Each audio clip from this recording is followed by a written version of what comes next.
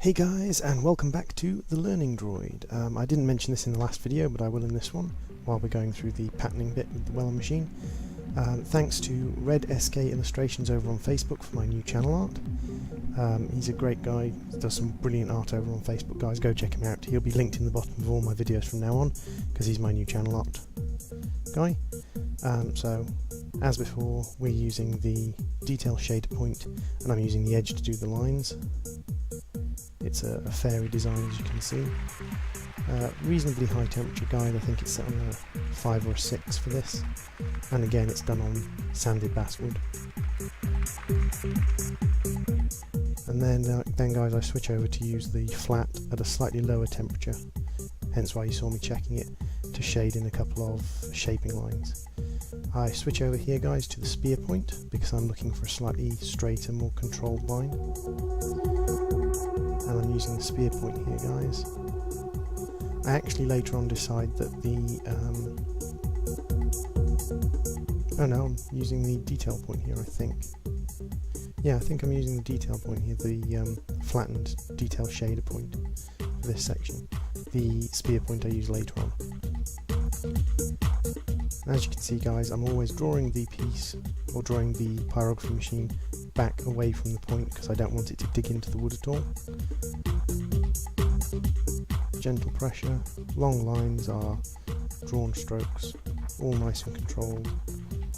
I had a little bit of carbon build-up on my bit there, so I turned up the temperature nice and high, burnt off the excess carbon.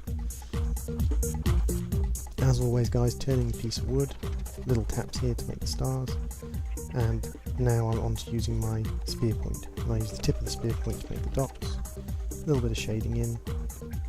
The spear point can be used for some minor shading. Then we're going to move across, I'm going to do the other one. Once again, starting with the spear point, use the spear point for the dots and the stars. Nice and easy, tip for the dots, and then turn it onto the side and do little strike lines for the stars. I switch back over to the detail shader point for the wings, and the hair, and all the other little lines. I'm sorry it dropped off the screen there, guys, I didn't know it was dropping that low.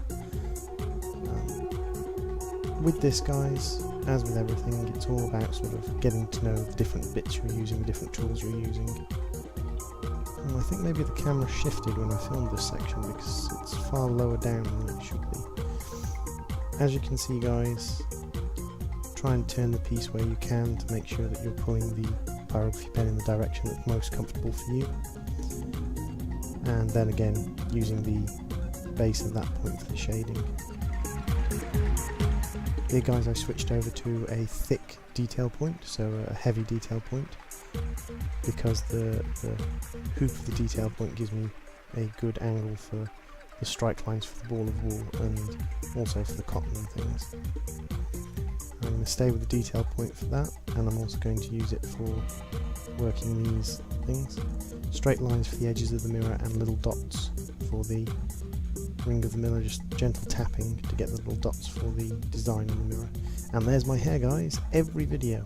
We cannot do a video without seeing my hair. It is one of the rules we have.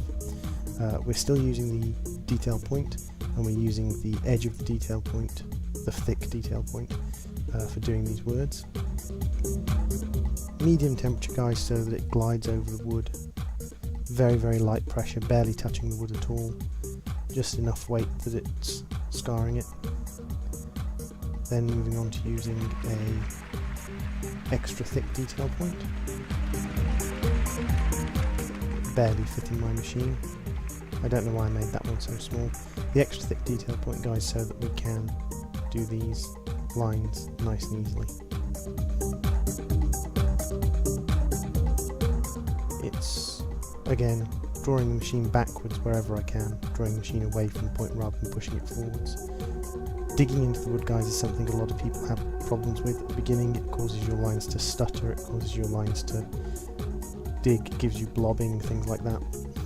And just moving the piece, or moving the pyrography machine at a nice slow constant speed, making sure it's moving when you touch and moving when you pull off, and pulling the machine away from the tip rather than pushing it forwards.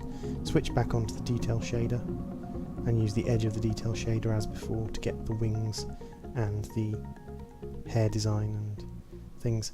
The little sets of stars that are underneath these fairies I decided to do away with because I just simply didn't have the bits available for that finer detail work.